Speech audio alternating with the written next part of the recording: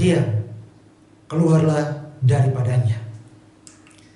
Saudara-saudari yang terkasih, setelah memanggil murid-murid pertama dalam Injil Minggu Biasa keempat yang diambil dari Injil Markus pasal 1 ayat 21 sampai 28, Yesus mengawali kegiatannya dengan mengajar di sebuah tempat ibadat di Kapernaum, sebuah kota di tepi Danau Galilea. Orang-orang takjub mendengar pengajarannya. Pada saat itu juga ia mengusir roh jahat dari orang yang kerasukan. Orang banyak mulai bertanya-tanya, apa sebenarnya yang sedang terjadi? Dan sejak itu tersiarlah berita tentang dia di seluruh wilayah Galilea. Pengajaran pokok Yesus sebenarnya sudah ditampilkan dalam Injil Markus pasal 1 ayat 15. Waktunya telah genap, kerajaan Allah sudah dekat, bertobatlah dan percayalah kepada Injil. Inilah juga yang diajarkannya hari ini di sinagoga di Kapernaum. Jadi yang dikatakan orang nanti pada akhir perikop Injil hari ini sebagai ajaran baru ialah pewartaan mengenai sudah datangnya kerajaan Allah tadi. Dan wujud nyata kerajaan itu ialah mulai tersingkirnya kuasa roh jahat atau kuasa setan atau kuasa iblis. Kita bisa saja tertarik pada kisah mengenai orang yang kerasukan setan di sinagoga tempat Yesus mengajar. Penginjil Markus memang mau menekankan hubungan antara kegiatan mengajar Yesus dengan diusirnya roh jahat sebagai tanda datangnya kerajaan Allah. Bandingkan Injil Markus pasal 1 ayat 39. Yesus pergi ke seluruh Galilea dan memberitakan Injil dalam rumah-rumah ibadat dan mengusir setan-setan. Bandingkan juga dengan Injil Markus pasal 3 ayat 14 sampai 15. Yesus menetapkan 12 orang untuk menyertai dia dan untuk diutusnya memberitakan Injil dan diberinya kuasa untuk mengusir setan. Juga dalam Injil Markus pasal 6 ayat 12 sampai 13, Yesus mengutus 12 muridnya untuk memberitakan bahwa orang harus bertobat dan mereka mengusir banyak setan dan mengoles banyak orang sakit dengan minyak dan menyembuhkan mereka. Memang Yesus kerap mengusir roh jahat dengan menyembuhkan penyakit yang tidak bisa ditangani tabib pada waktu itu. Tetapi sebenarnya Yesus hadir di tengah masyarakat terutama untuk mewartakan hadirnya kerajaan Allah. Pengusiran roh jahat dan penyembuhan ajaib adalah kelanjutan dari kebenaran warta itu. Begitulah pada hari itu ia mewartakan kerajaan Allah. Orang-orang datang untuk menjalankan ibadat Sabat dan mendengarkan bacaan dari kitab Taurat dan para nabi beserta penjelasannya. Setelah itu mereka juga berbincang-bincang mengenai macam-macam hal. Penginjil Markus mencatat bagaimana orang-orang takjub mendengarkan Yesus. Hati mereka tersentuh. Ia dapat menyalurkan kekuatan batin kepada pendengarnya dengan kata-kata pengajarannya. Hari itu datang juga orang yang kerasukan. Orang dahulu percaya bahwa ada roh baik, yakni yang berasal dari Allah. Dan ada roh yang jahat, yang memisahkan diri dari sumbernya, yakni Allah, dan melawan Allah.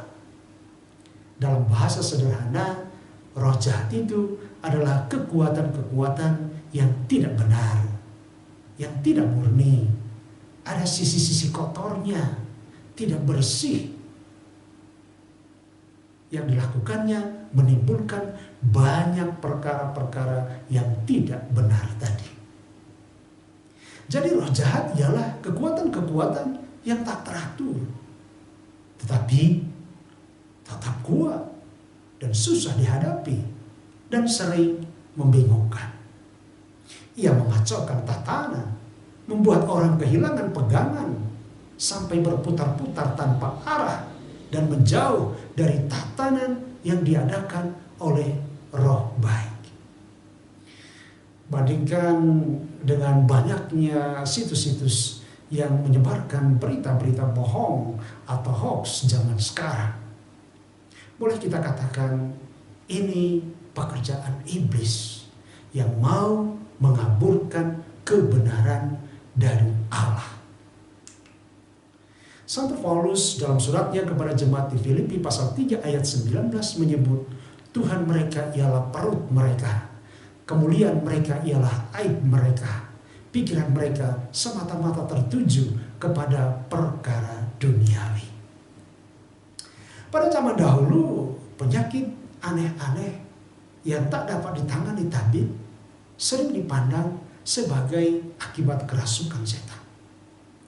Orang yang demikian itu biasanya disendirikan. Mereka tidak dibiarkan mengikuti macam-macam kegiatan di masyarakat, termasuk datang ke tempat ibadah. Kita tentu bertanya, mengapa orang yang kerasukan bisa ada dalam sinagoga? Tidak biasa. Bisa jadi memang belum diketahui bahwa orang tadi kerasukan. OGT bahasa sekarang, orang tanpa gejala. Orang tadi ikut mendengarkan warta Yesus. Kerajaan Allah sudah dekat, bertobatlah dan percayalah kepada Injil. Apa yang terjadi?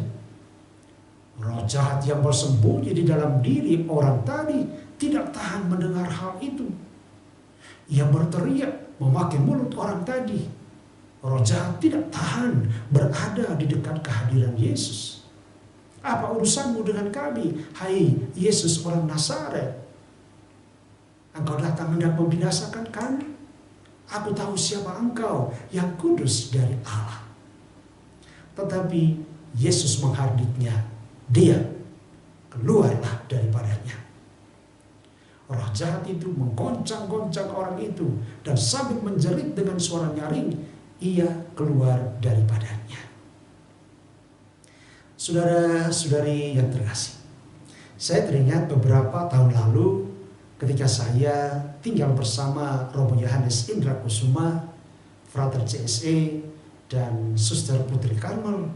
Dalam pelayanan bersama mereka, kami banyak mengalami manifestasi dari kerasukan roh jahat itu. Misalnya dalam suatu camping rohani mahasiswa dan karyawan muda di Ngadireso, pusat Biara Putri Karmel, di mana waktu itu ada 850 peserta. Hari pertama retret berjalan seperti biasa. Agak ribut memang, maklum anak-anak muda. Tetapi lama-kelamaan mulai tertib dan tenang. Karena mulai masuk dalam suasana sakral. Pagi hari ada doa Yesus, Lectio Divina, dan malam hari ada adorasi di depan sakramen Maha Kudus. Di samping pengajaran, ada juga jalan salib, pengakuan dosa, dan pencurahan Roh Kudus. Dan tentu tiap hari ada misa kudus juga. Camping diadakan selama 5 hari. Hari ketiga mulai ada manifestasi selama adorasi di depan sakramen Maha Kudus. Ada peserta yang jatuh, terguling-guling, mulut berbusa, mengeluarkan kata-kata yang tidak jelas. Dia menjadi begitu kuat, bahkan bisa saya katakan super kuat, sampai 4 orang 5-6 orang laki-laki setengah mati memegangnya. Setelah didoakan doa pengusiran setan oleh tim backing prayer kami, baru peserta itu mulai tenang kembali. Backing prayer itu satu tim mereka yang bergiliran berdoa di depan sakramen Maha Kudus selama retret berlangsung untuk mendukung saudara-saudari mereka atau kami yang melayani para peserta retret. Nah saudara, setelah peserta tadi tenang dan sadar, dia terkejut dengan apa yang terjadi. Lalu dia menceritakan bahwa dia pernah bersemadi di Gunung Kawi untuk memperoleh tenaga dalam. Ada mantra, jimat, dan air yang diminum yang diberikan oleh dukun di sana. Kami minta supaya dia membuang semua jimat itu bersama mantranya. Dan untuk air yang sudah diminum, dia didoakan doa pembebasan dari kuasa roh jahat. Saudara-saudari terkasih, bagi kita orang Kristen yang beriman kepada Yesus, sulit kita percaya bahwa ada orang yang mengemis tenaga dalam, mengemis kekuatan jahat dari iblis. Apa yang bisa diberikan oleh iblis? Dia hanya bisa memberikan sesuatu yang jahat, karena cuma itu spesialisasi iblis. Ingat apa yang dikatakan Yesus dalam Injil Yohanes pasal 8 ayat 44. Iblis adalah pembunuh manusia sejak semula dan tidak hidup dalam kebenaran. Sebab di dalam dia tidak ada kebenaran. Apabila ia berkata dusta, ia berkata atas kehendaknya sendiri. Sebab ia adalah pendusta dan bapa segala dusta. Dalam Injil hari ini, setan merasa terganggu oleh kehadiran Yesus. Ia marah. Ia mengira Yesus sama seperti dia, mencari popularitas dengan memasarkan komoditas perkara batin dan kekuatan-kekuatan supernatural untuk kepentingan diri dan golongannya. Tetapi Yesus berkata, "Diam, keluarlah dari orang ini." Kekuatan jahat mengenal siapa Yesus. Aku tahu siapa engkau, yang kudus dari Allah. Ada wilayah suci yang tidak memungkinkan roh jahat bergerak. Wilayah itu ada dalam diri Yesus, Putra Allah. Di dalam bait Allah, di dalam gereja, dan di dalam diri orang-orang yang mengibadi Yesus dengan sungguh-sungguh. Itulah yang disaksikan orang-orang waktu itu dan diberitakan kepada kita sekarang. Orang-orang yang hadir bereaksi, apa ini? Suatu ajaran baru yang berkata-kata dengan kuasa. Roh-roh jahat pun diperintahkannya dan mereka taat kepadanya. Penginjil Markus hendak menyampaikan bahwa ajaran Yesus dan tindakan mengusir roh jahat berhubungan erat satu sama lain. Kedua-duanya disertai dengan kuasa. Injil Markus mengajak kita untuk mendekat kepada pribadi Yesus, bahkan bukan kepada sekumpulan ajaran belaka. Jadi Injil Markus mengajak kita untuk mendekatkan diri kita pada pribadi Yesus, bukan kepada sekumpulan ajaran belaka. Keterpukauan orang-orang yang mengenal Yesus itu disampaikan kepada kita supaya kita berani datang mendengar dan mendekat kepadanya. Penginjil Markus juga hendak membuat kita melihat bahwa dalam memberi pengajaran, Yesus juga menyingkirkan pengaruh roh jahat yang mengancam kita. Inilah kebesarannya, inilah kuasanya, dan kita diajak untuk percaya kepadanya. Saudara-saudari terkasih, kalau kita tidak menerima kehadiran Tuhan dalam hidup kita, atau tidak hidup sesuai dengan kehendak Tuhan, itu berarti kita mengundang setan masuk dalam hidup kita.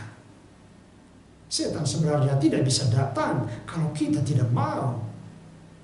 Sebenarnya kitalah yang sering memberi keleluasaan supaya setan masuk ke dalam lingkungan hidup kita dengan menjauhkan Tuhan dari kehidupan kita. Kiranya jelas untuk kita bahwa untuk mengusir setan tak ada cara lain daripada membuka diri untuk kehadiran Tuhan dalam hidup kita. Hanya Tuhan yang berkuasa mengusir setan. Hanya ada satu cara untuk mengusir setan, yaitu menerima Yesus Kristus dan wartanya tentang kerajaan Allah dalam diri kita. Tuhan memberkati kita sekalian. Amin.